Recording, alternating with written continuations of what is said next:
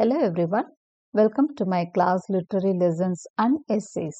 இன்னைக்கு கிளாஸ்ல நம்ம the second part of the figures of speech பார்க்க போறோம். ஆல்ரெடி ஃபர்ஸ்ட் பார்ட்ல ஒரு 6 figures of speech பார்த்திருந்தோம். இப்போ இன்னைக்கு கிளாஸ்லயும் we are going to see 6 more. So before entering into the class, a kind request, please subscribe my channel. So நம்ம already எந்த figures of speech வந்து டிஸ்கஸ் பண்ணியிருக்கோம் அப்படிங்கிறத இங்கே நான் லிஸ்ட் அவுட் பண்ணியிருக்கேன். இதை பார்க்காதவங்க கண்டிப்பாக அந்த first part of figures of ஸ்பீச்சை பார்த்து தெரிஞ்சுக்கலாம். சிமிலி, எபிக் சிமிலி பார்த்தோம், மெட்டஃபார், பர்சோனிஃபிகேஷன், அப்போஸ்ட்ரஃபி, அனமட்டோபியா. இந்த 6க்கான டெஸ்கிரிப்ஷன்ஸு பொய்டிக் லைன்ஸில் எப்படி வரும், நார்மல் கான்வர்சேஷன்ஸில் அதை எப்படி பேசலான்ற எல்லா டீட்டெயில்ஸும் ஃபர்ஸ்ட் பார்ட்ல பார்த்தோம். இன்னைக்கு செகண்ட் பார்ட்ல என்னெல்லாம் பார்க்க போறோம் அப்படிங்கிறத நான் இங்க லிஸ்ட் அவுட் பண்ணியிருக்கேன். ஆக்சிமோரன், அல்லிட்டரேஷன், அசனன்ஸ், ஹைப்பர்போலே, டிரான்ஸ்ஃபர்ட் எபித்தட், சினெக்டாக். இதுதான் இன்னைக்கு நம்ம பார்க்க போறது. இப்போ இந்த ஃபர்ஸ்ட் பிளேஸ் நம்ம என்ன பார்க்க போறோம்னா ஆக்சிமோரன் பார்க்க போறோம். ஆக்சிமோரன் அப்படின்னா என்னன்னா டூ ஆப்போசிட் வேர்ட்ஸை ஒன்னா சேர்ந்து சொல்றது தான் ஆக்சிமோரன். அதாவது எதிர்மறையான அர்த்தங்கள் கொண்ட இரண்டு வார்த்தைகள் அதை வந்து பக்கத்துல வச்சு சொல்லுவாங்க. ஒரு எக்ஸாம்பிள் சொல்லணும் அப்படின்னு சொன்னா இங்க பாருங்க, நடைப்பிணமாக அப்படின்ற ஒரு வார்த்தை இருக்குதுன்னு வச்சுக்கோங்க. தமிழ்ல அதை நான் உங்களுக்கு எக்ஸாம்பிளா சொல்றேன். அதுக்கு பாருங்க இங்கிலீஷ்ல லிவிங் டெட் அப்படின்ற வார்த்தையை சொல்லலாம். எல்லாத்துக்குமான தமிழ் வார்த்தைகள் இல்ல. நான் வந்து உங்களுக்கு இது மட்டும் சொல்றேன், இந்த எக்ஸாம்பிள் மட்டும். Living dead, நடைப்பிணமாக. பிணம்னு எதை சொல்லுவோம், இறந்தவங்கள சொல்லுவோம். ஸோ நடக்கிறதுனா உயிரோட இருக்கிறவங்க. அப்ப ரெண்டும் வந்து ஆப்போசிட் வேர்ட்ஸ். உயிரோட இருந்தாதான் நடக்க முடியும், இறந்துட்டாதான் ஒருத்தரை வந்து பிணம்னு சொல்லுவாங்க. அப்போ நடை பிணமாகங்கிறது வந்து ஆப்போசிட் டேர்ம்ஸ் ஆகுது. அது ரெண்டையும் சேர்ந்து சொல்றப்போ அது ஆக்சிமோரன் அப்படின்னு சொல்றேன். இதே மாதிரிதான் நான் இங்க கொடுத்துருக்க லிஸ்ட் அவுட் பண்ணிருக்க எல்லா வேர்ட்ஸும் அந்த மாதிரி தான் இருக்கும் பாருங்க. ஒரிஜினல் காப்பி, ஒரிஜினல் காப்பினா ஒரிஜினல்னா it is real, the first copy, first one தான் ஒரிஜினல். அதுக்கப்புறம் வர்றது எல்லாமே காப்பி. அப்போ ஒரிஜினலும் காப்பியும் இரண்டு வேறு எண்ணங்கள். அதை ரெண்டு சேர்த்து தான் இன்னைக்கு ரொம்ப நார்மல் கான்வர்சேஷன்ல அந்த ஃபர்ஸ்ட் இதை வந்து ஒரிஜினல் காப்பி அப்படின்னு சொல்றோம். காப்பினாலே டூப்ளிகேட்னு வந்துடும், சரிங்களா? ஒரிஜினல் டூப்ளிகேட் மாதிரி அர்த்தமாயிடும். சைலண்ட் ஸ்கிரீம்னா என்ன? சைலண்ட்னா அமைதி, ஸ்கிரீம்னா கத்துறது. இது ரெண்டையும் சேர்த்து சொல்றது சைலண்ட் ஸ்கிரீம் அப்படின்னு. ஒர்க்கிங் வெக்கேஷன், இப்போ நம்ம பார்த்தீங்கன்னா ஒர்க்கிங்னா என்ன, வேலை செய்யறது ஒர்க்கிங், வெக்கேஷன்னா லீவ்ல இருக்கிறது. இது ரெண்டையும் சேர்த்து சொல்றதுதான் ஒர்க்கிங் வெக்கேஷன். இப்போ கொரோனா பீரியட் எல்லாம் பார்த்தீங்கன்னா நிறைய பேர் ஒர்க்கிங் வெக்கேஷன் மாதிரி தான் இருந்தோம். அடுத்து சீரியஸ்லி ஃபன்னி, இது ஒரு இதே மாதிரி ஒரு ஆக்சிமோரன். இதெல்லாம் டெய்லி கான்வர்சேஷன்ல நான் யூஸ் பண்ற டேர்ம் சொல்லிட்டு இருக்கேன். சீரியஸ்லி ஃபன்னி, சீரியஸ்னா உங்களுக்கு தெரியும், ரொம்ப சீரியஸா இருக்கான் அப்படின்னா ரொம்ப கன்சர்ன்டா, ரொம்பவே ஒரு விஷயத்துல வந்து தீவிரமா இருக்கிறது தான் சீரியஸ்லின்னு சொல்லுவோம். ஃபன்னினா ஜோவியலா இருக்கிறது. தீவிரமும் ஜோவியலா இருக்கிறது ரெண்டுமே ஆப்போசிட் டேர்ம்ஸ். இப்போ லிவிங் டெட்டுக்கான எக்ஸாம்பிள் நம்ம முதவே பார்த்துட்டோம். அடுத்து டெஃபனிங் சைலன்ஸ், அமைதி அப்படிங்கிறது வந்து தட் இஸ் டிஃபரண்ட். டெஃபனிங் அப்படின்னா காது கேட்காம இருக்கிறது, காது கேட்காம இருக்கிறதையும் சைலன்ஸும் ஒன்னா சேர்த்து சொல்லியிருக்காங்க. ஸோ இது எல்லாமே வந்து ஆக்சிமோரன். சைலன்ஸ் அமைதியா தான் இருக்கும், அது போய் டெஃபன் பண்ணாது, காதை செவிடாக்குற அளவுக்கு என்ன பண்ணாது, ஓசை கொடுக்காது. ஆனா டெஃபனிங் சைலன்ஸ் அப்படின்னு சொல்லி ரெண்டு ஆப்போசிட்டும். ஸோ இது எல்லாமே வந்து ஆக்சிமோரனோட எக்ஸாம்பிள்ஸ். இது வந்து டெய்லி கான்வர்சேஷன்ஸ்ல பார்க்குற எக்ஸாம்பிள்ஸ். இப்போ நம்ம பொயட்டிக் லைன்ஸ்ல இதே ஆக்சிமோரனை எப்படி பார்க்கலாம் அப்படிங்கிறது சொல்றேன். மில்டன் வந்து அவரோட பாரடைஸ் லாஸ்ட் புக் 1ல ஹெல்ல டிஸ்கிரைப் பண்ணியிருக்காரு. எப்படி தெரியுமா ஹெல்ல டிஸ்கிரைப் பண்ணியிருக்காரு? டார்க்னஸ் விசிபிள் அப்படின்னு ஹெல்ல டிஸ்கிரைப் பண்ணியிருக்கிறாரு. டார்க்னஸ்னா என்ன? இருட்டு. இருட்டுனா அந்த இருளான ஒரு இடம் அப்படின்னு சொன்னா அங்க வந்து நம்மளால எதுவுமே பார்க்க முடியாது அப்படின்னு அந்த ஹெல்ல டிஸ்கிரைப் பண்றப்ப டார்க்னஸ் விசிபிள்னு சொல்றாரு. விசிபிளான ஒரு டார்க்னஸ், இருட்டு தான், அது ஒரு கருமையான ஒரு இடம், இருளான இடம், ஆனால் பார்க்கக்கூடிய ஒரு இருளான இடம்னு சொல்லியிருக்காங்க. பார்க்க முடிஞ்சுனாலே அங்க இருள் இல்லைன்னு தானே அர்த்தம். ஆனா அந்த இடத்துல ஒரு ஆக்சிமோரன், டார்க்னஸ் விசிபிள். அப்புறம் partying is such a sweet sorrow, இது பாருங்க ஸ்வீட் sorrow.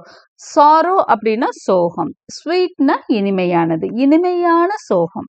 ஓகே, இனிமையான சோகம்ங்கிறது நிறைய விஷயம் நம்ம வந்து சந்தோஷமான ஒரு பிரிவா சொல்லுவோம், பிரிவை வந்து இனிமையான சோகமா சொல்லுவோம்.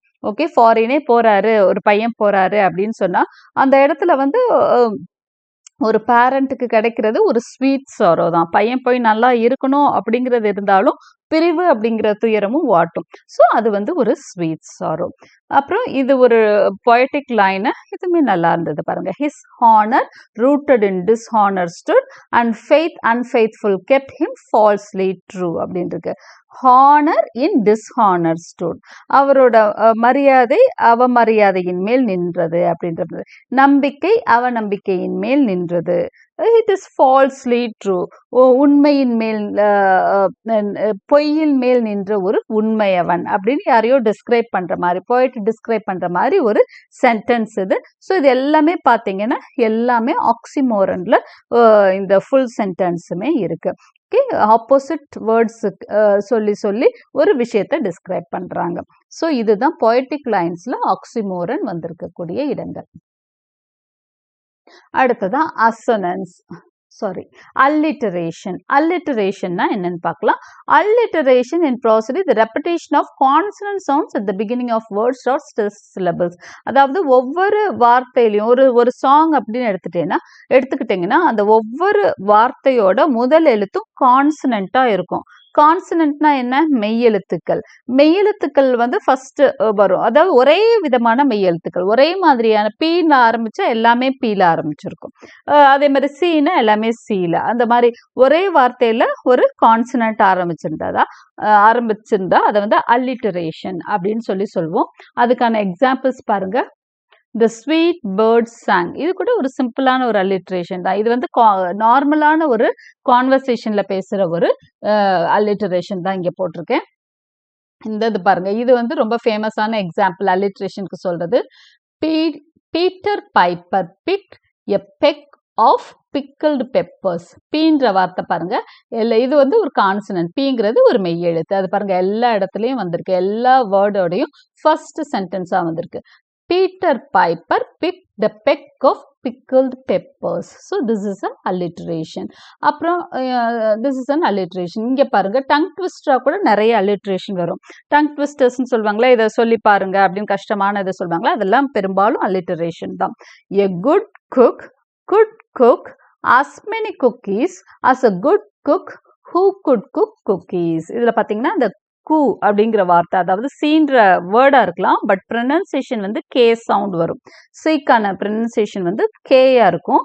எ குட் குக், கா அப்படிங்கிற சவுண்டு ரிப்பீட்டடா வருது பாருங்க. A good cook good cook as many cookies as a good cook who could cook cookies. இதுதான் alliteration. இது நார்மலான கான்வர்சேஷன்ல நம்ம சாதாரணமா பயன்படுத்தக்கூடிய ஒரு alliteration. ஓகே, இதே வந்து பொயட்டிக் லைன்ஸ்ல alliteration எப்படி வந்திருக்குன்னு சொல்லி பாருங்க. with swift slow sweet soar adazal dim அப்படின்னு சொல்லி pied beauty அப்படிங்கிற ஹாப்கின்ஸோட போயம்ல வந்து இந்த மாதிரி இந்த ஃபர்ஸ்ட் வேர்ட்ஸ் பாருங்க, அந்த நாள்லயும் with swift slow sweet soar அப்படின்னு சொல்லி வந்திருக்கு. ஸோ இது ஒரு alliteration காமிக்கக்கூடிய பொயட்டிக் லைன்ஸ். அடுத்தது பெட்டிஸ் ரூம்னு ஒரு போயம். இந்த போயம்ல பாருங்க, there is no clutter cluttered up more closely I presume than the clutter clustered clingingly in my friend Betty's room. பெட்டின்றவர்களோட ரூமை பத்தி டிஸ்கிரைப் பண்றாங்க. Okay, there is no clutter cluttered up, காக்கான்ற sound தான் பாருங்க. there is no clutter cluttered up more closely I presume than the clutter clustered clingingly in my friend Betty's room. Her mother mutters mawkishly and fills her with such dread she mutters on about the muss that messes Betty's bed. Right, ஆரம்பத்துல கா சவுண்டும் அடுத்து மா சவுண்டும் வந்திருக்கு. So இதுதான் வந்து alliteration. ரெண்டுமே consonant. முதல் கான்ற மெய்யெழுத்து, அடுத்ததான் எம்ங்கிற ஒரு கான்சனன்ட் வந்திருக்கு. ஃபர்ஸ்ட் கே சவுண்டு வரக்கூடிய சீன்ற லெட்டர் யூஸ் பண்ணக்கூடிய ஒரு கான்சனன்ட்டை நம்ம பார்த்தோம். ஸோ இது வந்து ஒரு எக்ஸாம்பிள் ஃபார் alliteration. நெக்ஸ்ட் நம்ம பார்க்க போகிறது அசனன்ஸ். இப்போ அல்லிட்ரேஷனில் நம்ம மெயினாக பார்த்தது வந்து கான்சனன்ஸ். எப்பயாவது ரேராக தான் அந்த ஃபர்ஸ்ட் வேர்டு வந்து என்னவா வரும்னா வவ்வலாக வரும், இல்லைன்னா பெரும்பாலும் அல்லிட்ரேஷன் வந்து என்னவா வரும்னா கான்சனன்ஸ் வச்சு தான் வரும். ஆனால் அசனன்ஸில் பார்த்தீங்கன்னா வவ்வல்ஸ் வரும். வவ்வல்ஸ் வந்து ரிப்பீட் ஆகும். வவ்வல்ஸ் பொதுவாக வந்து மார்ஜினல் வேர்ட்ஸாக வராது. அதாவது மார்ஜினல் அப்படின்னா ஓரத்தில் வராது. ஃபர்ஸ்ட் வேர்டா லாஸ்ட் வேர்டா வவ்வல் வராது. பெரும்பாலும் வவ்வல் வந்து சென்டர் பார்ட்டை தான் ஆக்குபை பண்ணும். ஒரு லாங்குவேஜை நம்ம ரீட் பண்ணி பார்த்தீங்கன்னா தெரியும். இப்போ இந்த எக்ஸாம்பிள்ஸ் பாருங்க, உங்களுக்கு தெரியும். ஹாப் ஸ்காட்ச், இங்கே வந்து ஓ தான் வந்து ஆன்ற சவுண்டு தான் என்னது அப்படின்னு சொன்னீங்கன்னா இது vowel sound. Hopscotch. Great flake, grey A, flay A, அந்த சவுண்டு அசனன்ஸ் பாருங்க. அப்புறம் பெட்வீன் ட்ரீஸ் அந்த கைண்ட் நைட், ஐ சவுண்டு பாருங்க. ஐ, கைண்ட், நை, ஐ, ரைட்ஸ், ஐ, இதெல்லாமே வந்து வவல் சவுண்ட். இதெல்லாம் வந்து the kind night rides by, the kind night rides by, great flex, hopscotch. So இதெல்லாம் அசனன்ட் சவுண்ட்ஸ். ஸோ எங்கெல்லாம் வவல்ஸ் வருதோ அந்த வவல்ஸ் ரிப்பீட் ஆச்சுன்னா அசனன்ஸ், கான்சனன்ஸ் ரிப்பீட் ஆச்சுன்னா அது அல்லிட்டரேஷன். இப்போ அந்த அசனன்ஸே நம்ம வந்து பொயட்டிக் லைன்ஸ்ல பார்க்கலாம். டேஃபடில்ஸ் நம்ம one of the famous poems of Wordsworth, அதுல வந்து இந்த மாதிரி அசனன்ஸ் பார்க்கலாம். I wandered lonely as a cloud that floats on high over vales and hills, when all at once I saw a crowd, a host of golden daffodils. இங்க இருந்து நல்லா உங்களுக்கு தெரிய பாருங்க. A host of golden daffodils. O sound, O, O sound பார்த்தீங்கன்னா இங்க வந்துட்டு இருக்கு. A host of golden daffodils beside the lake, beneath the trees. அடுத்து E sound பாருங்க. Beside the lake, beneath the trees, fluttering and dancing in the breeze. E sound. அடுத்து two linesல E sound. Okay, first வந்து O sound, அடுத்து E sound. So இதெல்லாம் அசனன்ஸ். Okay, so உங்களுக்கு நம்ம என்னென்ன பார்த்துருக்கோம் பார்த்தீங்கன்னா, ஃபர்ஸ்ட் ஆக்சிமோரன்னா என்ன பார்த்தோம்? Two opposite words place together. அடுத்து அல்லிட்டரேஷன் பார்த்தோம். இப்போ அசனன்ஸ் பார்த்துட்டோம். அடுத்ததா என்ன பார்க்க போறோம் அப்படின்னு சொன்னா ஹைப்பர்பலே. ஹைப்பர்பலே இதை ப்ரொனவுன்ஸ் பண்றது வந்து ஹைப்பர்பலே அப்படின்னு சொல்லணும். Right? So a way of speaking or writing that makes something sound better, more exciting, dangerous, etc. அதாவது ஒரு விஷயத்தை வந்து நம்ம எக்ஸாகரேட் பண்ணி சொல்றது தான் ஹைப்பர்பலே.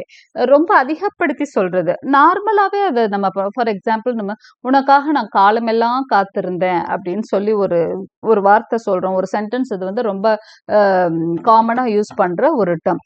காலமெல்லாம் காத்திருந்தேன்னு சொன்னா ரொம்ப நேரமா ரொம்ப வருஷங்களா காத்திருக்கலாம் அந்த மாதிரி. ஓகே, அதுதான் இங்கிலீஷ்ல பாருங்க, to wait an eternity, I was waiting for you for an eternity அப்படின்னு.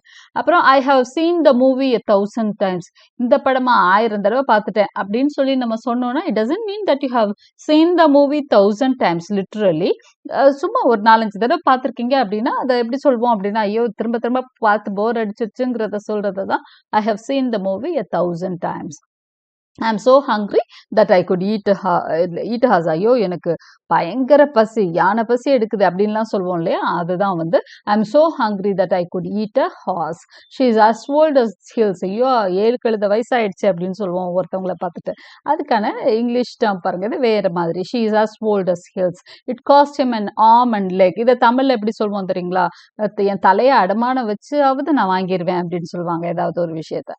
So it cost him an arm and a leg அப்படின்னு சொல்லி இங்கிலீஷ்ல அதை சொல்லுவோம். ஓகே, இதுதான் வந்து ஹைப்பர்போலே. ஒரு விஷயத்தை எக்ஸாகரேட் பண்ணி சொல்றது தான் ஹைப்பர்போலே. ஸோ இதே வந்து பொயட்டிக் லைன்ஸ்ல எப்படி வருதுன்னு பாருங்க. இதுக்கு ஒரு நல்ல எக்ஸாம்பிள் வந்து டு ஹிஸ் காய் மிஸ்ட்ரஸ், ஆண்ட்ரூ மார்வலோட டு ஹிஸ் காய் மிஸ்ட்ரஸ். அவர் பார்த்தீங்கன்னா அந்த போயம்ல அவரோட லவ்வரை வந்து பயங்கரமா டிஸ்கிரைப் பண்ணியிருப்பாரு. ஒவ்வொரு பார்ட்டையும் டிஸ்கிரைப் பண்ண எனக்கு இத்தனை வருஷம் தேவைப்படும், அவ்வளோ பெரிய அழகி நீ அப்படின்னு சொல்லியிருப்பாரு. And 100 years should go to price thine eyes அப்படின்னு இருப்பார். உன்னுடைய கண்களை புகழக்கூடிய வர்ணிக்கணும்னா எனக்கு எத்தனை வருஷம் வேணும்? 100 years வேணும். And on thy forehead gaze, உன்னுடைய நெற்றியோட அந்த அழகுக்கு அதுக்கும் 100 வருஷம் வேணும். 200 டு அடோர் ஈச் பிரேஸ்ட். உன்னோட பிரஸ்ட்டை வந்து வர்ணிக்கிறதுக்கு எனக்கு 200 இயர்ஸ் வேணுங்கிறாரு. But 30,000 to the rest. மற்ற ஒவ்வொரு பாகத்துக்கும் 30,000 தேவைப்படும். அவ்வளவு காலம் தேவைப்படும், நீ அவ்வளோ பெரிய அழகின்னு சொல்றார். ஸோ இது கண்டிப்பா ஒரு பெரிய ஹைப்பர்போலே. உலகிலேயே நீ பெரிய அழகி அப்படின்னு எல்லா காதலனும் வந்து அவங்களோட காதலியை வர்ணிக்கிறது ரொம்ப சகஜம். அது மாதிரி அதை தான் வந்து எக்ஸாகரேட்டடா ஒரு சில விஷயங்கள் சொல்லுவாங்க. அதை தான் இங்கேயும் இந்த சாங்லையும் வந்து ஆண்ட்ரூ மார்வல் இது ரெப்ரசன்ட் பண்ணியிருப்பாரு. ஒரு லவ்வரோட ஃபீலிங்ஸை ரெப்ரசன்ட் பண்ணியிருப்பாரு. ஓகே, ஸோ இதுதான் பொயட்டிக் லைன்ஸ்ல நம்ம பார்க்குற ஹைப்பர்பலே. அடுத்ததா டிரான்ஸ்ஃபர்ட் எபித்தட். இது ஒரு நல்ல ஒரு ஃபிகர் ஆஃப் ஸ்பீச்.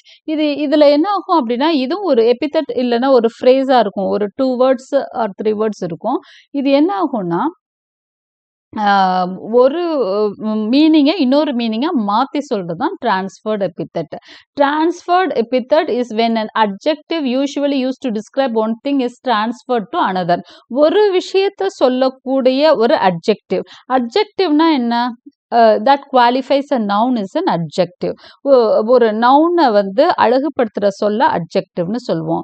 வேர்பை வந்து குவாலிஃபை பண்ணுறது அட்வர்ப் அப்படின்னு சொல்லுவோம். இது ரெண்டும் வந்து வேற ஒரு மீன் பண்ணுறதை விட்டுட்டு வேற ஒன்றை குவாலிஃபை பண்ணுனா அதை தான் டிரான்ஸ்ஃபர்ட் எபித்தட்னு சொல்கிறோம். இப்போ நான் சொல்கிறது புரிகிறத விட நான் வந்து எக்ஸாம்பிள் சொன்னால் உங்களுக்கு நல்லா புரியும். ஐ ஹேட் அ ஒண்டர்ஃபுல் டே. இது ரொம்ப காமனாக நம்ம பேசுகிற ஒரு வார்த்தை. இட் வாஸ் அ மெமரபிள் டேன்னு சொல்லலாம். இல்லைன்னா ஐ ஹேட் அ ஒண்டர்ஃபுல் டேன்னு. டே வந்து ஒண்டர்ஃபுல்லா இருக்காது. அந்த டே எப்பவும் போல நார்மலா தான் இருக்கும். ஆனா அது உனக்கு நல்ல ஒரு ஃபீலிங்கை கொடுத்துருக்கும். அப்ப அந்த ஃபீலிங்கை நீங்க என்ன பண்ணிட்டீங்கன்னா அந்த டே கூட மாத்திட்டீங்க. உனக்கு ஏற்பட்ட ஃபீலிங்கை you have transferred it to the day. The feeling was yours. The wonderfulness was in you. You felt very happy.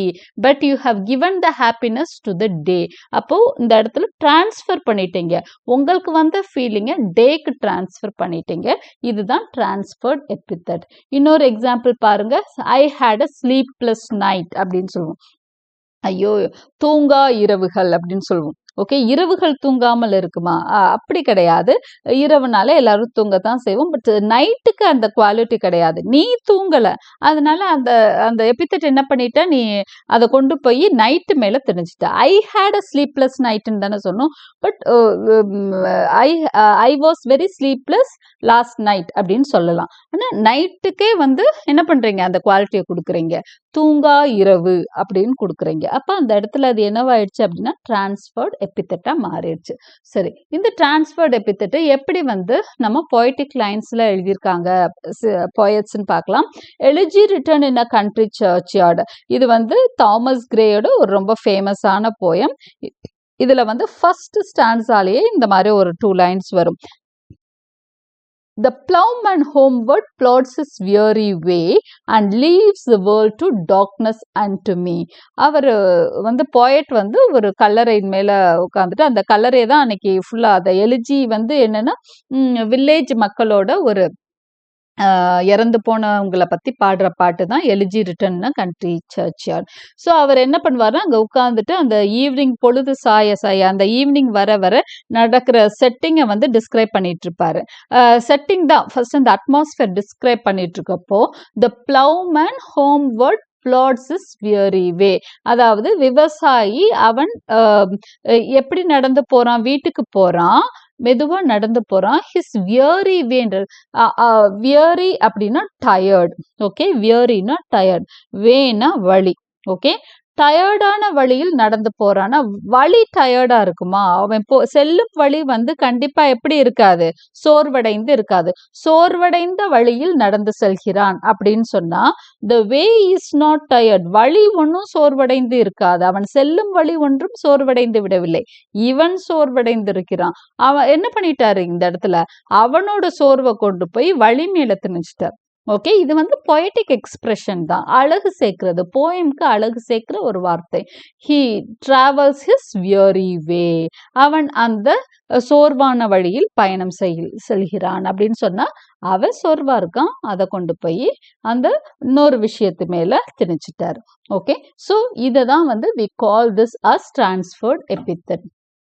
இன்னொரு example of all the unhealthy and over darkened ways, இங்கேயும் வழியை தான் ஜான் கிட்ஸ் என்டிமியான்ற போயம்ல describe பண்ணியிருக்கிறாரு. Okay, அடுத்ததா ஃபைனலா நம்ம இன்னைக்கு கிளாஸ்ல பார்க்க போறது சினெக்டாக். இது ஒரு ஃபிகர் ஆஃப் ஸ்பீச். சரி, இந்த லிட்டரரி டிவைஸ் என்ன பண்ணுது அப்படின்னா, it is a device in which a part of something is substituted for a whole. It is a figure of speech in which a part is made to represent the whole or vice versa, as in England lost by 6 wickets. அதாவது ஒரு வார்த்தை வந்து ஒரு குரூப்பையே represent பண்ணும், அதுதான் சினெக்டாக். இப்போ for example அவங்களே கொடுத்துருக்காங்க பாருங்க, இங்கிலாந்து லாஸ் பை 6 விக்கெட்ஸ், இங்கிலாந்து 6 விக்கெட்டில் தோத்து விட்டது அப்படின்னு சொன்னா இங்க இங்கிலாந்து அப்படிங்கிறது வந்து என்ன மீன் பண்ணுதுன்னா, இங்கிலாந்து அணி, அந்த அணி வந்து தோற்றுட்டது இல்லையா, அதை தான் வந்து ரெஃபர் பண்ணுது. அப்புறம் there are hungry mouths to feed, இங்கே வந்து பசிக்கின்ற வாய்கள் நிறைய இருக்கின்றன அப்படின்னு சொன்னா மனிதர்களை தான் இங்க வாய் அப்படின்னு சொல்லுது. குழந்தைகள் நிறைய இருக்கும், ஒரு ஆர்ஃபனேஜ் இருக்குது, அங்க வந்து ஹெல்ப் பண்ணுங்க அப்படின்னு சொல்லி கேட்கறதுக்கு எப்படி கேட்பாங்க, there are hungry mouths to feed here அப்படின்னு சொல்லி கேட்பாங்க. பசிக்கின்ற வாய்கள் இங்கே நிறைய இருக்கின்றன அப்படின்னா என்ன அர்த்தம்னா, வாய் மட்டும் கிடையாது, அந்த குழந்தைங்களுக்கு பசிக்குது, அங்க வந்து ரெப்ரசன்ட் பண்றது என்ன, வாய் தான் அந்த குழந்தையோட அந்த பாடி, அந்த வயிறு எல்லாத்தையுமே ரெப்ரசன்ட் பண்ணுது. ஓகே, ஸோ அந்த மாதிரி ஆஃபரிங் எ ஹெல்பிங் ஹேண்ட், ஒரு ஃபங்க்ஷன் நடக்குது, ஜஸ்ட் கிவ் அ ஹெல்பிங் ஹேண்ட்னா கையை மட்டும் நம்மளால கொடுக்க முடியாது, you just have to go by the whole. Okay, நீங்க ஃபுல்லா போனாதான் உங்களால அங்க வேலை செய்ய முடியும், கை மட்டும் தனியா போய் வேலை செய்ய முடியாது. ஆனா அவங்க கேட்கறது please offer a helping hand, உங்கள் கைகளை கொடுங்கள் அப்படின்னு அர்த்தம். அப்படின்னா கைகளை மட்டும் கொடுங்கள்னு இல்லை, you just come and give us some help அப்படின்னு அர்த்தம். ஓகே, இதுதான் சினெக்டாக்னு சொல்றோம். இது சினெக்டாக்ல வந்து பொயட்டிக் லைன்ஸ் அடுத்து பார்க்கலாம். It is given out that sleeping இன், இது வந்து எங்க எடுத்திருக்கிறாங்க அப்படின்னு சொன்னா ஹாம்லெட். இது நான் மார்க் பண்ண மறந்துட்டேன், but know it, this is from Hamlet, William Shakespeare's Hamlet. அதுல இருந்து எடுத்த ஒரு poetic line. இதுல வந்து என்னன்னா, கிங் ஹாம்லெட் வந்து அவரோட மகன்கிட்ட சொல்லுவாரு, நான் வந்து யாரால் கொல்லப்பட்ட, உன்னோட சிறிய தகப்பனார், அதாவது உன்னோட சித்தப்பா தான் என்னை கொன்னுட்டாரு அப்படிங்கறது தான் சொல்றாரு. அதுதான் கொன்னுட்டு என்னோட மகுடத்தை சுட்டி கொண்டார் அப்படிங்கறத சொல்றாரு. அதை எப்படி சொல்றாரு பாருங்க, it is given out that sleeping in my orchard a serpent stung me. வெளியெல்லாம் சொல்லப்படுகிறது, என்ன சொல்லப்படுகிறது, நான் ஆர்ச்சர்ட்ல, நான் பழத்தோட்டத்துல தூங்கிக் கொண்டிருக்கும் பொழுது ஒரு பாம்பு என்னை கடித்து விட்டதாக. So the whole year of Denmark is by forged process of my death rankly abused. அதனால whole of Denmark வந்து whole year of Denmark அப்படிங்கிறாரு பாருங்க. இதுதான் இந்த இடத்துல என்னதுன்னா சினெக்டாக். The whole year of Denmarkனா டென்மார்க்கின் காதுகள் இதை நம்பி விட்டன. அவர் வந்து பொய் சொல்லிட்டாரு, பாம்பு கடிச்சிருச்சு, அவர் தான் விஷம் கொடுத்து கொண்டிருக்கிறாரு. யாருன்னா கிங்கோட தம்பிய அவருக்கு விஷம் ஊத்தி கொன்னுட்டாரு. பட் என்ன சொல்லியிருக்காரு வெளியே அப்படின்னா, சர்பன்ட் கடிச்சிருச்சு, பாம்பு கடிச்சு அரசன் இறந்துட்டாருன்னு சொல்லிட்டாரு. அப்ப இந்த ஹோல் டென்மார்க் அதை நம்பிருச்சு, மனிதர்கள் எல்லாம் நம்பிட்டாங்க. அப்ப அவர் என்ன சொல்றாரு, அது the whole year of Denmark is by a forged process of my death rankly abused. இது நம்பிருச்சு, இந்த தப்பான தகவலை, இந்த அபியூஸ்டான தகவலை என்ன நம்பிருச்சு, the whole of Denmark நம்பிருச்சு. அப்ப the whole year அப்படிங்கிறது வந்து டென்மார்க்கின் காதுகள் அப்படின்னா, காதுகள்ல மட்டும் அவ்வளோ ஒரு மனுஷனுக்கு புரிஞ்ச ஒரு விஷயத்தை அப்படி சொல்றாரு. Okay, the serpent that did sting thy father's life now wears his crown. எந்த பாம்பு என்னை கடித்ததோ அதுதான் மகுடம் சூடி கொண்டிருக்கிறது அப்படின்னு சொல்றாரு. ஓகே, ஸோ இதுதான் வந்து சினெக்டாக்கான ஒரு நல்ல example. Okay, so I hope you liked and enjoyed my slides and explanation. Thank you for watching. Please like and subscribe.